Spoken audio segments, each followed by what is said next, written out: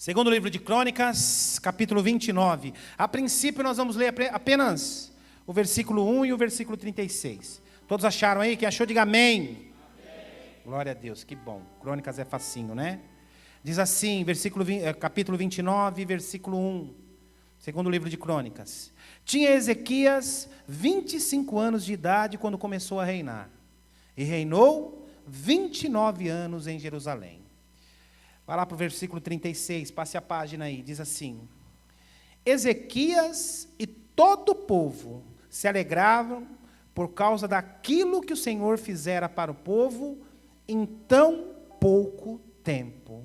Algumas traduções dizem muito rápido, subitamente, mas eu gosto dessa tradução, que diz que Ezequias e todo o povo se alegraram muito por causa daquilo que o Senhor fizera em tão pouco tempo.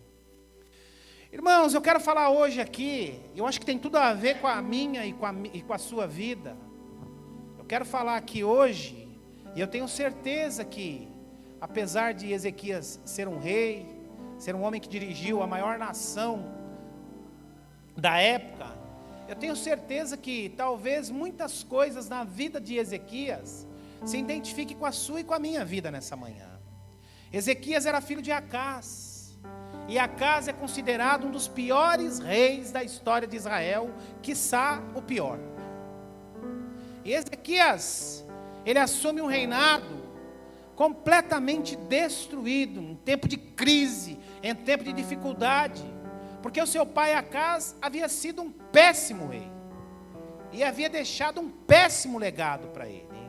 Acás foi um homem muito mau, foi um péssimo rei, e foi um homem que abraçou a idolatria, abraçou a feitiçaria, profanou o templo, se distanciou dos caminhos do Senhor, abandonou os princípios de Deus, e devido a todas essas atitudes dele, houve uma grande crise em Israel. Houve uma grande crise.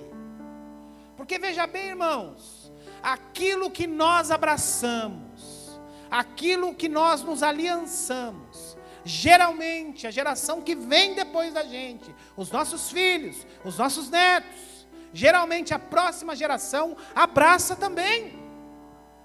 Abraça também.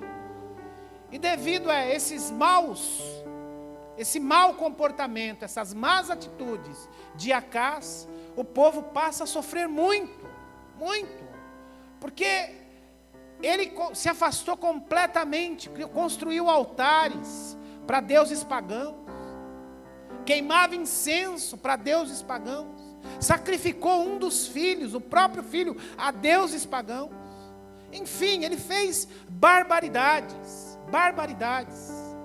Ele fez coisas que eram abomináveis diante dos olhos de Deus.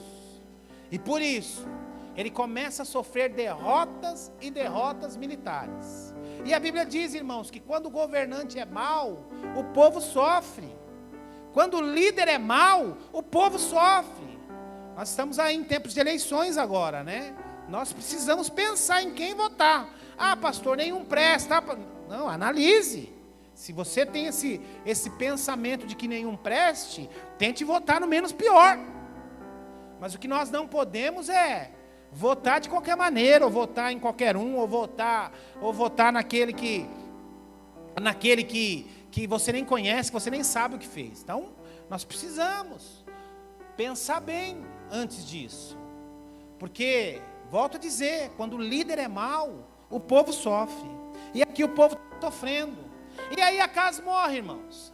Acás morre. E aqui no versículo 1 diz o texto que tinha 25 anos de idade quando começou a reinar Ezequias. E 29 anos reinou em Jerusalém. Eu comecei dizendo aqui para você que geralmente, quando uma geração abraça coisas que não agradam a Deus, abraça coisas que distanciam de Deus, geralmente a geração seguinte abraça também. Mas olha que exemplo bom, irmãos. Ezequias foi uma exceção. Ezequias teve um péssimo exemplo de pai, teve um péssimo exemplo de rei, teve um péssimo exemplo de um modelo de como deveria ser um governante, um pai de família, enfim, um rei. Entretanto, irmãos, ele decide não seguir os desígnios do pai. Ele decide não ter o mesmo comportamento que o pai. Isso mostra para mim e para você aqui, que eu e você não precisamos viver, não precisamos cometer os mesmos erros que os nossos pais cometeram. Nós não precisamos viver as mesmas tragédias, as mesmas tristezas, os mesmos fracassos que os nossos pais viveram. Eu vou soltar algumas frases aqui, irmãos, e eu estou muito tranquilo para falar, porque não foi ninguém daqui, né?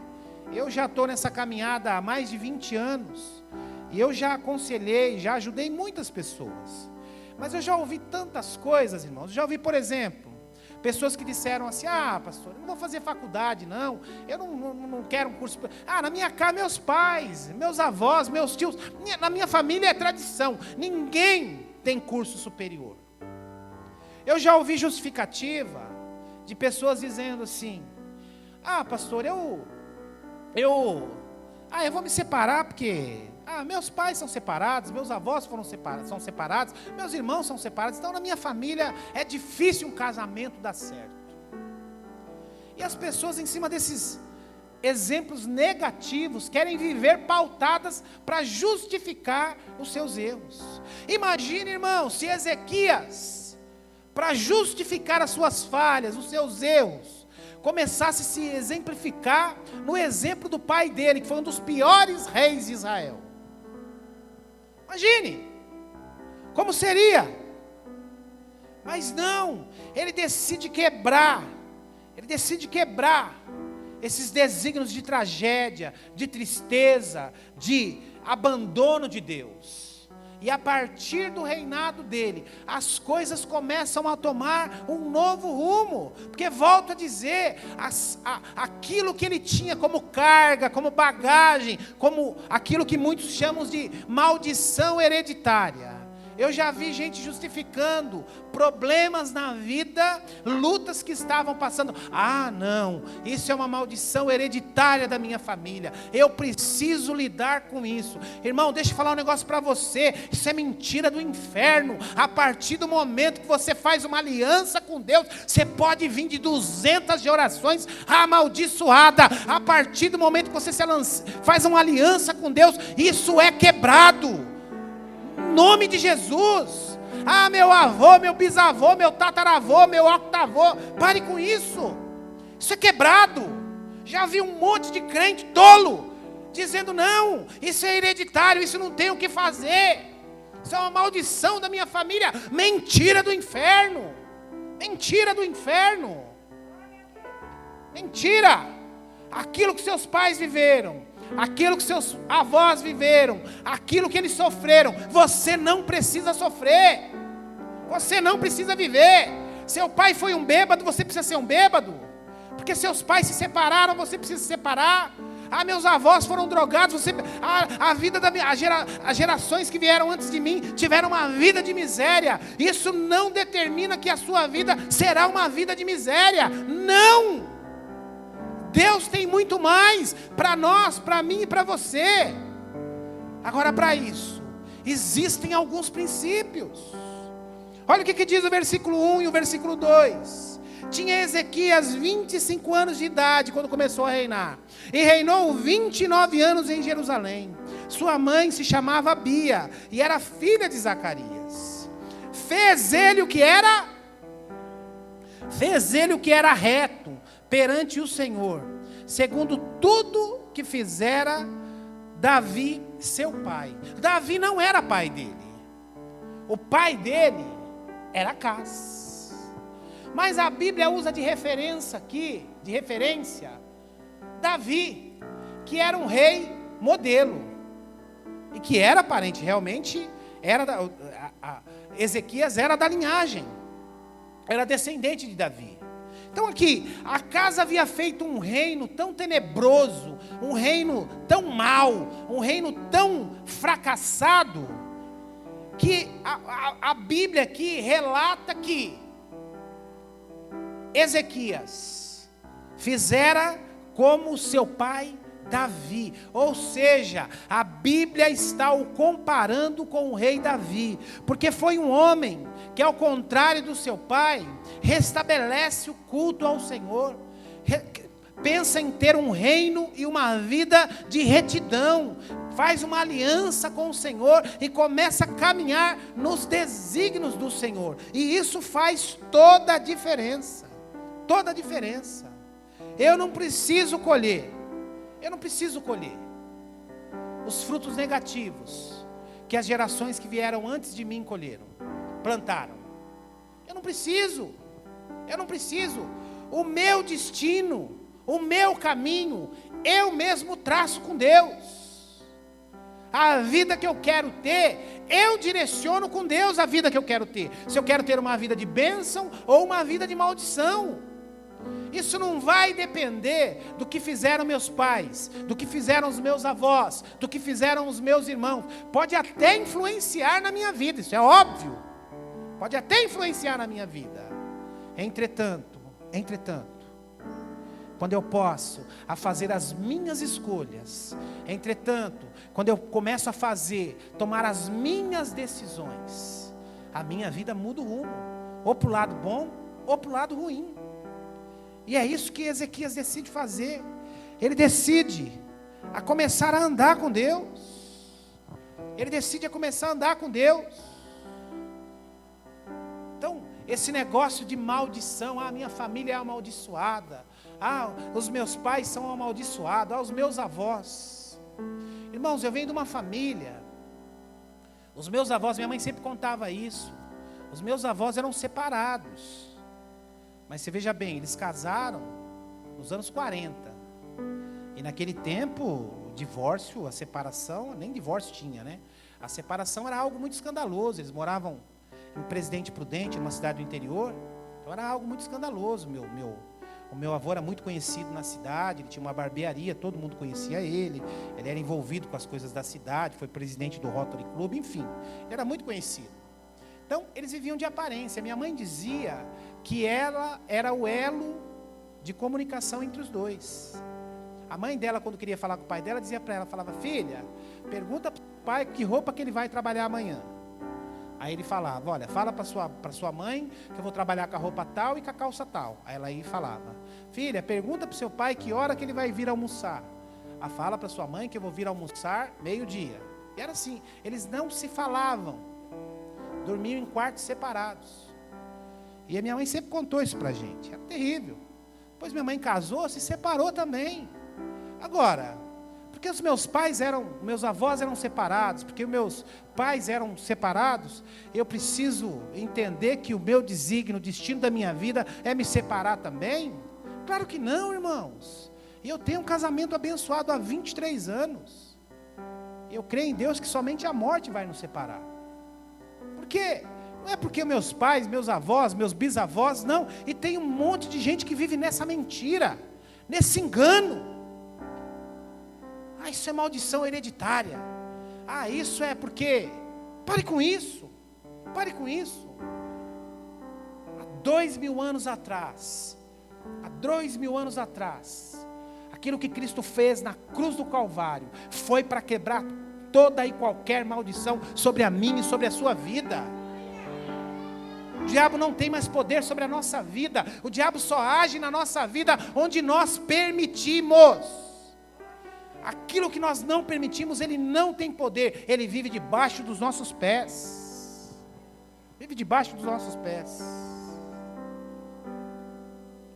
Eu não preciso ser marcado por maldição hereditária. Isso se quebra quando eu renovo, quando eu faço a minha aliança com Deus. Não precisamos viver os erros do passado. Eu queria que você fosse comigo lá no versículo 3, 4 e 5.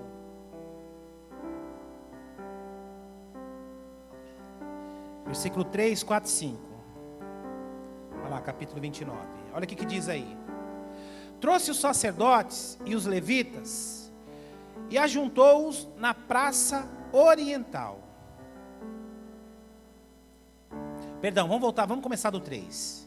no primeiro ano do seu reinado, e no primeiro mês, abriu as portas do Senhor e as reparou. O templo estava profanado, o templo estava fechado. O que o povo fazia naquele tempo, por intermédio do rei Acaz, era adorar deuses estranhos, queimar holocaustos e incenso para deuses estranhos. A partir do momento que Ezequias assume o trono, ele restabelece o culto ao Senhor. Então ele abre o templo, a primeira coisa que ele faz, restabelece culto ao Senhor. Aí versículo 4, trouxe os sacerdotes e os levitas, e os ajuntou na praça oriental, e lhes disse-me: ouve-me, ó levitas, santificai-vos agora, e sacrificai a casa do Senhor, Deus dos vossos pais, e tirai do santuário toda a imundícia. Ou seja, irmãos, o que Ezequias faz? Assim que ele assume o rei, a primeira coisa que ele faz é priorizou o relacionamento com Deus. Ele prioriza o relacionamento com Deus. Ele entende que para ele ser bem sucedido na vida dele, para ele ser bem sucedido com a família dele, e principalmente com o reinado de Israel, ele precisa restabelecer a aliança com Deus. E ele retoma. Sabe o que acontece, irmãos? Porque muitas pessoas não avançam, porque muitas pessoas vivem uma gangorra emocional, vivem uma gangorra espiritual, vivem uma gangorra financeira, vivem uma gangorra em todas as áreas da vida, porque são inconstantes, não conseguem ter uma aliança inquebrantável com Deus. Uma hora está bem, outra hora está mal. Uma hora quer vir para a igreja, outra hora não quer mais saber. Uma hora ama a igreja, outra hora odeia a igreja. Uma hora está chorando de alegria na igreja, outra hora está excomungando a igreja. Então vive essa gangorra emocional e não consegue avançar na vida. Inconstância, não tem regularidade, não tem prioridades.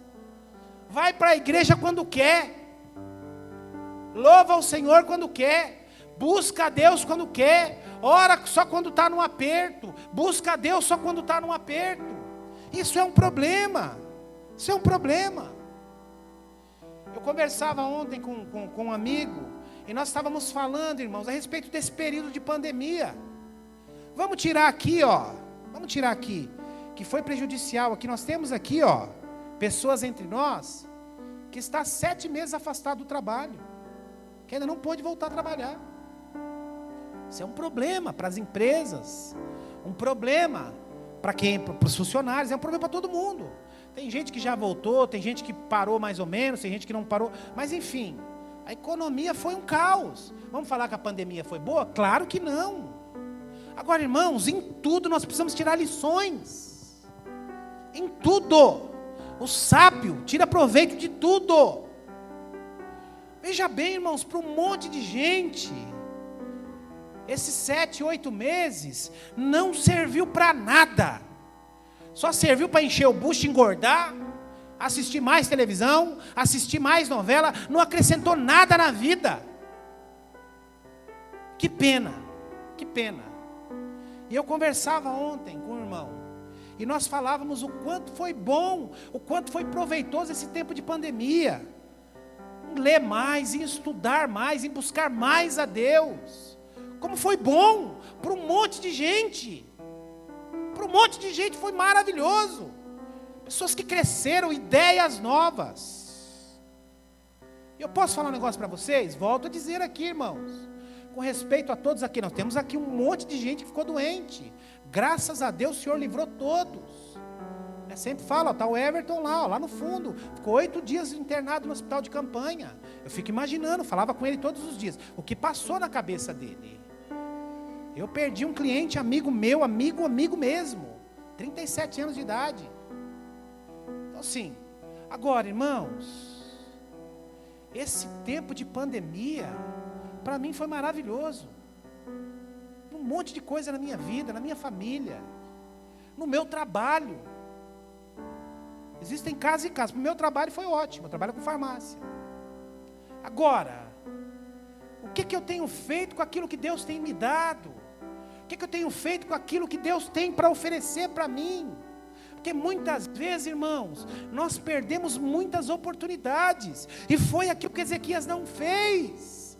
Ezequias, a primeira coisa que ele faz é restabelece o culto ao Senhor. Porque ele entende que sem Deus, nada ele poderia fazer. Tem um monte de gente, irmãos, que ainda não voltou para as igrejas. Graças a Deus aqui entre nós, 95% das pessoas da nossa igreja já voltaram para os cultos. 95%. E aqueles que não voltaram, eu tenho tido contato, é recomendação médica. Não volte ainda. Essa semana mesmo me ligou um irmão dizendo: pastor, estou louco para ir, mas fui no médico essa semana, o cardiologista, ele pediu para mim não ir, pediu para ficar em casa. Então eu não quero ser desobediente. Eu não concordo com o médico, mas não quero ser desobediente. Falei: amém, meu. Você está saindo? Não, pastor, não estou saindo para lugar nenhum. Só estou saindo de casa para ir para o médico, nas minhas consultas. Então permaneça. Amém. Então aqui a gente tem tido problema quase zero, Tarcísio, com isso. Entretanto, irmãos, tem um monte de gente que já esfriou. E deixa eu falar um negócio para você. Não vai voltar para a igreja. Não vai voltar a cultuar. Já está na apostasia, já está afastado. O problema foi a pandemia? O problema foi a pandemia, irmãos? Claro que não! O problema é a falta de aliança. O problema é a falta de compromisso. O problema é o coração queimando. Porque nesses 7, 8 meses, irmãos, tem pessoas que tiveram experiências sobrenaturais com Deus. Tem pessoas que ficaram mais avivadas, que tiveram mais intimidade com Deus, que buscaram mais a Deus. Eu vou falar um negócio para vocês aqui, irmãos, que é algo impressionante. Vocês sabiam que nesse período de pandemia, nós ficamos acho que 4 meses sem ter culto. 4 meses sem ter culto. A nossa arrecadação aumentou. Amém. Graças a Deus. Eu tenho uma alma aqui, uma alma avivada na nossa igreja. Graças a Deus. Vou falar de novo. Nesses 4 meses sem culto, nossa arrecadação aumentou. Amém, Senhor. Há esperança para Israel. E por que eu estou falando isso? Por que eu estou falando isso? Volto a dizer, nós não negociamos aluguel. Não negociamos aluguel, pagamos 10 mil só de aluguel. 10 mil só de aluguel aqui. Nós não negociamos aluguel. Nós não pedimos para deixar fiado. Nós não atrasamos água, luz, contador, limpeza, nada. Tem um monte de igreja que fechou. Gente séria como a gente que ama a Deus como a gente, fechou. A graça de Deus se manifestou entre nós. Mas por quê? Porque mesmo em tempo de pandemia, irmãos, muita gente buscou Deus. Muita gente usou de criatividade. Tantos aqui, irmãos, trabalhava com ar-condicionado, foi trabalhar com verdura. O outro trabalhava com madeira, foi trabalhar vendendo bexiga. O trabalhava com verdura, foi trabalhar com um monte de gente. O que Deus fez aqui no nosso meio, em ideias, em alternativa. O outro montou fast food, o outro foi fazer não sei o quê. E Deus cuidou de todo mundo. Chegou um tempo aqui, irmãos, chegou um tempo aqui que eu começava a ligar para as pessoas. E aí, meu irmão? Comecei a ficar frustrado, porque eu ligava para as pessoas, comentei isso com o Roberto, ligava para as pessoas com um monte de coisa aqui. Irmão, não, pastor, não estou precisando não, manda para outro. Não, pastor, não, mas eu estou na cesta básica. Não, pastor, não estou precisando, pode entregar para outro. Não precisava mais. Eu fiquei com medo do que a gente tinha que estragar. Porque Deus estava cuidando de todo mundo. Por que isso, irmãos? Porque nesse tempo de pandemia, ao invés de ficar na lamúria, ao invés de ficar lamentando, ao invés de ficar questionando Deus, todo mundo foi se virar. Todo mundo foi buscar Deus. E eu digo isso, falei para alguns pastores amigos meus. Sabe, Aloísio, o que eu acredito que a nossa arrecadação aumentou? Um monte de gente que foi constrangida pelo Senhor. Um monte de gente que vendo aí, um monte de gente passando necessidade, passando dificuldade, acho que olhou para a sua própria vida e disse: como Deus tem sido bom comigo, como Deus tem sido misericordioso comigo, e eu não tenho sido fiel. Senhor, me perdoa, eu vou pôr minha vida em ordem. Um monte de gente pôs a vida em ordem. Um monte de gente colocou a vida em ordem. Agora, se você não colocou sua vida em ordem ainda, há tempo, meu irmão. Há tempo. Ezequias decidiu colocar a vida de Israel, o reino de Israel, em ordem. Havia desgraça, havia desolação, havia idolatria, havia profanação, havia feitiçaria. Ele decidiu: não, eu quero uma aliança com o Senhor, eu quero colocar coisa em ordem. É tempo de colocarmos a nossa vida em ordem, é tempo de colocarmos a nossa casa em ordem, é tempo de restabelecer culto ao Senhor. É tempo de restabelecer culto ao Senhor. Eu já liguei para alguns irmãos que eu não consigo compreender por que não voltou para o culto ainda. Desculpa esfarrapada. O problema é a pandemia? Não. Não. Coração frio. Coração frio. Então Ezequias, ele priorizou o relacionamento com Deus. Priorizou o relacionamento com Deus. Ele não priorizou as coisas do reino, como seu pai fez. Seu pai não priorizou as coisas do reino. Entretanto, ele, quando assume o reino, ele entende que se ele não restabelecesse o culto ao Senhor, se ele não colocasse as coisas do Senhor na prioridade, isso não ia acontecer. Ele não ia ser vitorioso. Então nós precisamos, irmãos, sua vida profissional é importante, sua família é importante, sua vida financeira é importante. Agora deixa eu falar um negócio para você aqui, ó. Eu não quero ser o profeta do caos, não. Mas Deus tem mandado eu falar isso, não sei para quem. Enquanto você não priorizar as coisas de Deus, você não vai sair desse estado que você está. Tem um monte de gente que já ouviu isso aqui 200 vezes e continua teimando e sofrendo. Enquanto você não priorizar as coisas de Deus, você não vai sair do lugar que você está. Saiba disso. Não adianta. Versículo 16, olha o que diz aí, versículo 16. Os sacerdotes entraram na casa do Senhor para purificar e tiraram para fora ao pátio da casa do Senhor toda a imundícia que acharam no templo do Senhor. E os levitas tomaram para a levarem fora ao ribeiro de Cedron. Ou seja, ele restabelece o culto ao Senhor. Mas antes disso, o que ele faz?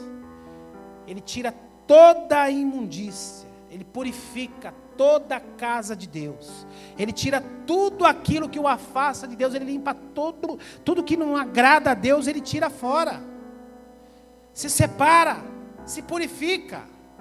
E aí, irmãos, isso serve para mim e para a sua vida. O que tem na sua casa que é imundícia? O que tem na sua casa que porventura tem te separado de Deus? Ele não fez concessões. Tudo aquilo que era idolatria, tudo aquilo que não era de Deus, tudo aquilo que profanava o templo, ele tirou, ele aboliu, ele tirou. E assim eu e você precisamos fazer na nossa vida, na nossa casa, na nossa família. Tudo aquilo que afasta de Deus na vida dos seus filhos, você tem que tirar. Tudo aquilo que te afasta de Deus no seu casamento, você tem que tirar. Tudo aquilo que afasta você de Deus, na sua família, na sua casa, você precisa limpar, tirar toda a imundícia. Porque não tem como, irmãos. Aliança com Deus e aliança com o mundo, não.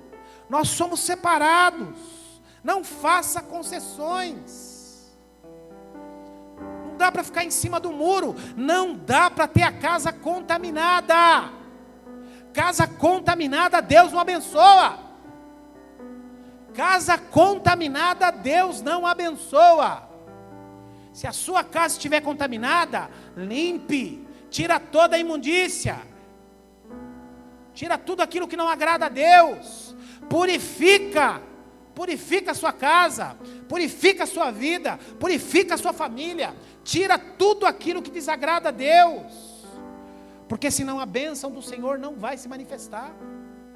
E Deus não habita em lugar que tem imundícia. Ah, pastor, do que o senhor está falando? Seja mais claro. Vocês querem que eu seja mais claro aqui ou não? Posso falar, irmãos? Então eu vou falar. O que é imundícia, irmãos? O que você assiste na sua casa? O que tem na sua geladeira lá? O que vocês comem? O que vocês bebem? O que vocês veem? Qual o linguajar da sua casa? O que você permite para os seus filhos? Até onde você permite os seus filhos? Com relação a tudo, irmãos. Com relação a tudo. A gente sabe o que é pecaminoso, o que não é pecaminoso. Eu já falei para vocês aqui, eu já usei alguns exemplos aqui, irmãos. Mas a gente precisa ser moderno, e nós somos modernos, mas sem baratear o evangelho. A gente não precisa andar com uma Bíblia de 2,5 kg debaixo do braço, terno e gravata num calor de 40 graus que está fazendo, as mulheres não depilarem as pernas, não pintar o cabelo, andar com o cabelão batendo aqui na panturrilha. Não precisamos nada disso, nada disso. São tradições de homens. A respeito quem quer levar a vida assim que leva, mas são tradições. O que a gente precisa, irmãos, é ter comunhão com Deus e se separar daquilo que nos separa de Deus. Eu já contei aqui, irmãos, tem algumas festas de crente que eu fui, que misericórdia, eu não consegui ficar 5 minutos. De tanta profanação, tanta bebida, tanta música do mundo. Eu já falei para vocês aqui que eu fiz um casamento, irmãos. Uma certa ocasião, não é de gente daqui não, que eu fiz o casamento e eu preguei, gente chorando na administração da mensagem. Saímos da igreja, Roberto, fomos para o salão de festa. Na segunda música, a noiva estava dançando na boca da garrafa. Hoje é festa lá no meu AP. Eu levantei e vim embora. Profanação, gente que nasceu na igreja. Gente que nasceu na igreja. Guardadas as devidas proporções aqui, o que Ezequias fez foi o mesmo. Ele tirou toda a profanação, tudo aquilo que era impuro, ele tirou do templo. Ele tirou do templo, tirou toda a imundícia. E declarou: agora nós somos separados ao Senhor. Agora nós somos consagrados ao Senhor. E sabe o que ele fez, irmãos? Ele envolveu todo o reino. Ele envolveu toda a igreja. Foi algo contagiante. Olha o que diz o versículo 25. Vai lá comigo. Vamos ler o versículo 25 e 26. Também estabeleceu os levitas a casa do Senhor, com símbolos, alaúdes, harpas, segundo o mandado de Davi e de Gade, o vidente do rei, e o profeta Natã, porque este mandado veio do Senhor, por intermédio dos seus profetas. Estavam, pois, os levitas em pé, com instrumentos de Davi, e os sacerdotes com as trombetas. Ou seja, o que ele faz? Ele envolve todo o reino. Sabe o que ele faz? Ele chama, quando diz aqui levita, pessoas que têm o entendimento errado de que levita é aquele que toca. É aquele que toca também, mas levita é aquele que cuida do templo. Ele envolve as pessoas. Ele diz: nós precisamos limpar o templo, nós precisamos restabelecer culto ao Senhor, nós precisamos cuidar da casa de Deus. E ele chama as pessoas. E aqui quando diz, ele restabelece cultos e louvores, símbolos são instrumentos de percussão, pratos, né? Alaúdes são instrumentos de cordas, harpas, e ele restabelece. Mas antes disso, ele chama toda a congregação. Ele diz: olha, eu quero que vocês venham me ajudar. Eu quero que vocês venham me ajudar, porque essa ordem que veio do Senhor aqui no versículo 25, por intermédio dos profetas, é que nós restabeleçamos louvores ao Senhor. E eles começam a cantar, começam a louvar a Deus, começam a cantar cânticos de gratidão, dizendo: Senhor, nós te amamos, Senhor, nós queremos ter uma nova aliança, Senhor, nós restabelecemos culto, Senhor, a partir de agora, Tu serás o nosso único Deus. E ali começa toda a transformação. E assim é na nossa casa, assim é na nossa família. Quando eu decido que a minha prioridade, que o meu Deus é o Senhor, as coisas começam a acontecer. Terão dificuldades? Terão, as dificuldades virão, continuarão vindo? Sim! Mas a Bíblia diz que em tudo nós seremos vitoriosos. Então ele restabelece o culto, restabelece a adoração, adornam o templo fica bonito. Os levitas, aqueles que servem, eles começam a cuidar. Ele convoca os santos de Israel, porque eram poucos sacerdotes, eles estavam distanciados de Deus, e o texto diz aqui, eram poucos sacerdotes. Então ele começa a chamar os levitas: olha, venham servir na casa do Senhor, nós precisamos limpar, nós precisamos tirar essa sujeira, nós precisamos varrer, nós precisamos pintar, e eles começam a restabelecer, e depois de tudo pronto, eles começam a louvar e adorar a Deus, e aí começa a grande transformação. E aí você vê, irmãos, você olha para trás, você vê o pai dele que tinha tanto poder, que tinha tanto recurso, se afastando de Deus, se afasta de Deus, profanando, abraçando a feitiçaria, abraçando o pecado, abraçando tudo aquilo que não era bom. E Ezequias diz: não, eu quero um caminho diferente, eu quero voltar aos caminhos do Senhor, eu quero trazer o reino de volta para os caminhos do Senhor. E aí tudo começa a acontecer de maneira natural. Ou seja, quando eu decido restabelecer a aliança com o Senhor, para minha casa, para minha vida, para minha família, quando eu decido restabelecer a aliança do Senhor para minha vida pessoal, meu irmão, a possibilidade das coisas darem certo na minha vida é muito maior, a probabilidade é muito maior, e é assim que ele faz. Amém? Olha o que diz lá no versículo 10: agora estou resolvido a fazer uma aliança com o Senhor, Deus de Israel, para que se desvie de nós todo o ardor da sua ira. Ezequias sabia, irmãos, que para ele, se ele continuasse nos mesmos caminhos, nos mesmos desígnios do seu pai Acaz, o que ele ia sofrer era ira e dor. Mas ele decide aqui, ele diz: Senhor, eu estou resolvido a fazer uma aliança contigo agora. Senhor, eu estou resolvido a colocar a minha vida e o reino em ordem. Eu estou decidido, Senhor, a colocar tudo em ordem na minha vida e no reino de Israel, para que nós não experimentemos essa dor e a tua ira. E aí, irmãos, nosso Deus é maravilhoso, nosso Deus não resiste a um coração quebrantado. E quando Ezequias decide restabelecer culto ao Senhor, o Senhor começa a abençoar toda uma nação. E depois, enquanto a banda sobe aqui, eu vou explicar para vocês, e nós vamos entender o que Deus fez. O que Deus fez? A partir do momento que ele diz: agora eu estou resolvido a fazer uma aliança com o Senhor, Deus de Israel, para que se desvie de nós o ardor da sua ira. Que coisa maravilhosa, que coisa maravilhosa.